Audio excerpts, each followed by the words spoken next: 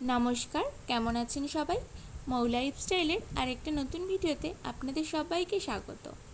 ছবি দেখে নিশ্চয়ই বুঝতেই পেরেছেন আজকে নিয়ে চলে এসেছি চটজলদি একটা শুক্তো রেসিপি। এক বন্ধুর রিকোয়েস্টে এই শুক্তো রেসিপি শেয়ার করা।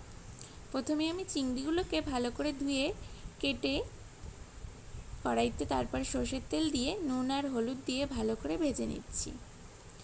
এরপরে চিংড়ি ভাজা হয়ে গেলে ওই কড়াইতে দিয়ে দেব 5 ফোড়ন আর কেটে রাখা উচ্ছেগুলোকে হাই ফ্লেমে ভেজে নিয়ে এর মধ্যে অ্যাড করে দেব পাতলা করে কেটে রাখা আলু আর পেঁপে।